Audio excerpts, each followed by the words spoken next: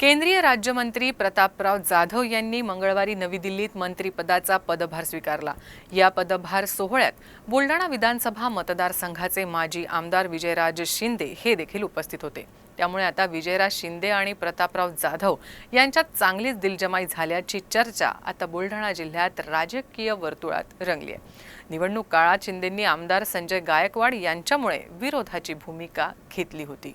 विजयराज शिंदे यांनी खासदार जाधव यांना शुभेच्छा दिल्या। यामुळे आता विजयराज शिंदे आणि प्रतापराव जाधव यांच्यात चांगलीच दिलजमाई झाल्याची चर्चा बुलढाणा जिल्ह्याच्या राजकीय वर्तुळात रंगली आहे। निवडणूक काळात शिंदेंनी आमदार संजय गायकवाड यांच्यामुळे विरोधाची घेतलेली भूमिका आणि प्रतापरावांकडून त्यांच्या निवासस्थानी पोहोचून झालेली मनधरणी नाट्य संपूर्ण जिल्हावासियांनी पाहिलं आहे। दरम्यान जाधव यांनी मंत्रिपदाचा पदभार स्वीकारला। आयुष भवनात पदभार स्वीकारतेवेळी विजयराज शिंदे देखील हजर होते। तर प्रतापराव जाधव आणि विजयराज शिंदे यांची जवळीक काही नेत्यांसाठी अडचणीची ठरू शकते, अशी चर्चा देखील रंगली आहे।